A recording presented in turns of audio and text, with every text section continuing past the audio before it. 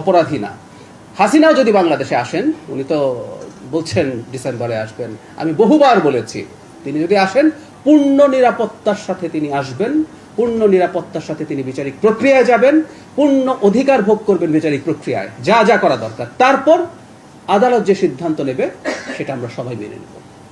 আমরা হাসিনার মতো একটা মাফিয়া রেজিম এই দেশে আর দেখতে চাই না, এটা না ভবিষ্যতেও হতে দেব না, কোনো ফ্যাসিস্ট মাফিয়া রেজিম না।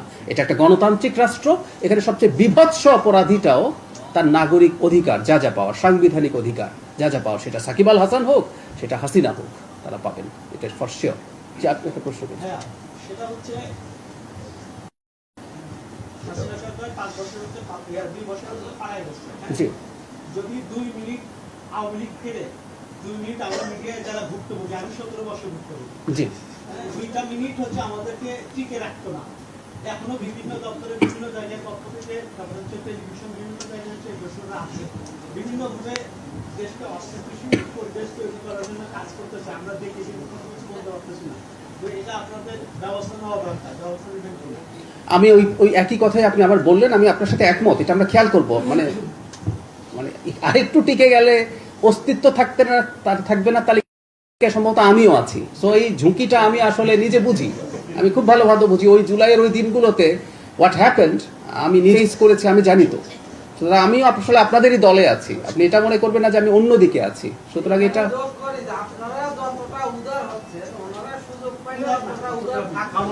আচ্ছা, আমি আই গট ইট আমরা জি,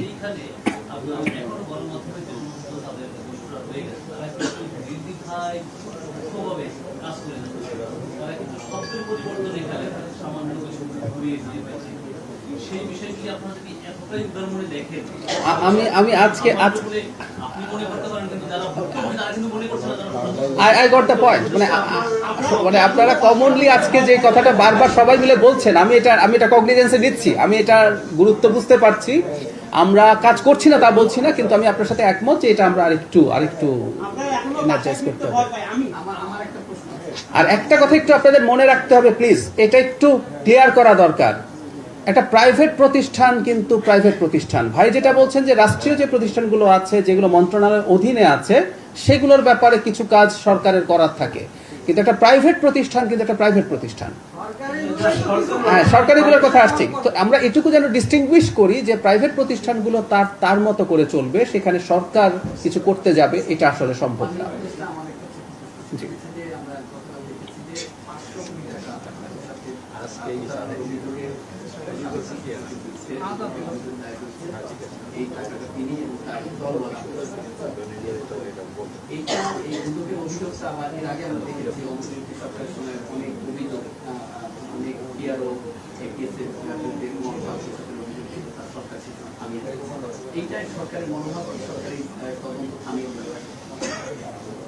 আমাকে একটু বুঝতে হবে, দুদক কিন্তু একটা স্বাধীন প্রতিষ্ঠান, এটা সাংবিধানিক না।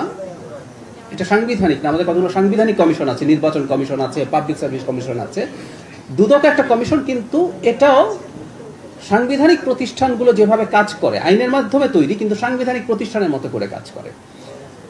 নতুন আমাদের এখন কমিশন নেই, কমিশনটা তৈরি হবে, এবং আমি এখানে সরকার থামিয়ে দেওয়ার আসলে কিছু থাকবে না, কমিশন স্বাধীনভাবে কাজ করবে। এবং আমরা এটুকু বলতে চাই যে সরকারের পক্ষ থেকে সরকার চায় দুদক এমনভাবে তৈরি হোক এবং দুদক ইন্ডিপেন্ডেন্টলি কাজ করবে। আমি আগেও একদিন বলেছি, দুদক শুধু আগের সরকার বা অন্য সময় কি হয়েছে আমরা সেটাও এক্সপেক্ট করি না, দুদক এই সরকারের সময়ও কেউ কোনো দুর্নীতিতে জড়িয়ে পড়ছে কিনা সেই ব্যাপারে তারা পদক্ষেপ নেবেন, সেটা আমরা আশা করি। সুতরাং যত মামলা হচ্ছে বা যা যা হচ্ছে, আমরা আশা করি ভবিষ্যতে খুব অল্প সময়ের মধ্যেই দুদক গঠিত হতে যাচ্ছে। সেই দুদক নিশ্চয়ই তারা তাদের স্বাধীনভাবে এই কাজগুলো তদন্ত এবং প্রয়োজনীয় ব্যবস্থা তারা নেবেন। শেষ করে আচ্ছা, এক সেকেন্ড, উনি একটা প্রশ্ন করতে চাই।